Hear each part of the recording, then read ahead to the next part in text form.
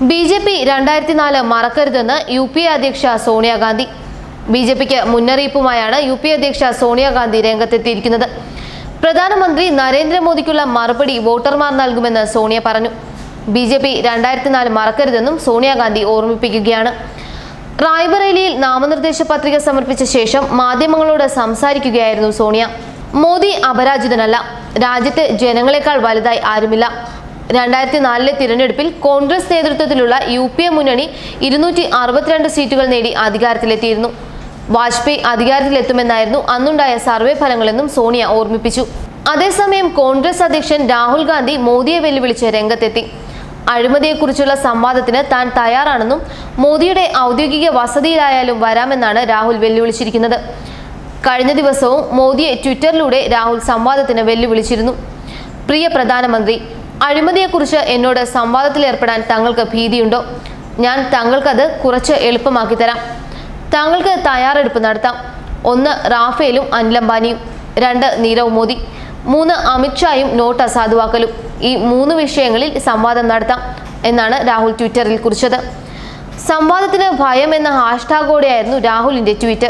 നാമനിർദ്ദേശ പത്രിക സമർപ്പിക്കുന്നതിന് മുന്നോടിയായി മക്കളായ രാഹുൽ ഗാന്ധിക്കും പ്രിയങ്കയ്ക്കുമൊപ്പം കോൺഗ്രസ് ഓഫീസിൽ ഹോമകുണ്ഡം കൂട്ടി സോണിയ ഗാന്ധി പൂജ നടത്തിയിരുന്നു.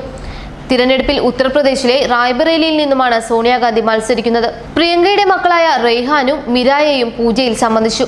സോണിയയ്ക്കൊപ്പം റായ്ബറേലിയിൽ എത്തുന്ന പ്രിയങ്ക റോഡ് ഷോ നടത്തിയേക്കും.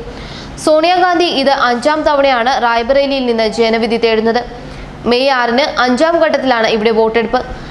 അടുത്തിടെ കോൺഗ്രസ് വിട്ട് BJPയിൽ ചേർന്ന ദിനേശ് പ്രതാപ് സിംഗ് ആണ് സോണിയാഗാന്ധിയുടെ മുഖ്യ എതിരാളി. 2004, 2006 ഉപതെരഞ്ഞെടുപ്പിലും 2009-14 ലോക്സഭാ തിരഞ്ഞെടുപ്പിലും സോണിയാഗാന്ധി ഇതേ മണ്ഡലത്തിലാണ് മത്സരിച്ച് വിജയിച്ചത്.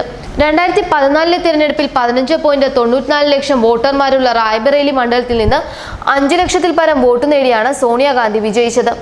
സോണിയാഗാന്ധിക്കും രാഹുൽ ഗാന്ധിക്കുമെതിരെ SP-BSP സഖ്യം റായ്ബറേലിയിൽ അമേഠി മണ്ഡലങ്ങളിൽ സ്ഥാനാർത്ഥികളെ നിർത്തിയിട്ടുമില്ല. കഴിഞ്ഞ ദിവസം അമേഠിയിൽ രാഹുൽ ഗാന്ധിയും നാമനിർദ്ദേശം നൽകിയിരുന്നു. കേരളത്തിലെ വയനാട് ലോക്സഭാ മണ്ഡലത്തിലും രാഹുൽ ഗാന്ധി മത്സരിക്കുന്നുണ്ട്.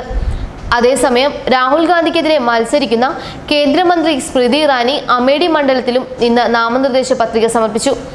UP മുഖ്യമന്ത്രി യോഗി ആദിത്യനാഥ് നാമനിർദ്ദേശ പത്രിക സമർപ്പണത്തിനായെത്തുന്ന സ്മൃതി ഇറാനി അനുഗമിക്കും. സ്മൃതി ഇറാനിയും യോഗി ആദിത്യനാഥും റോഡ് ഷോ നടത്തിയ ശേഷമായിരിക്കും നാമനിർദ്ദേശ പത്രിക സമർപ്പിക്കുക.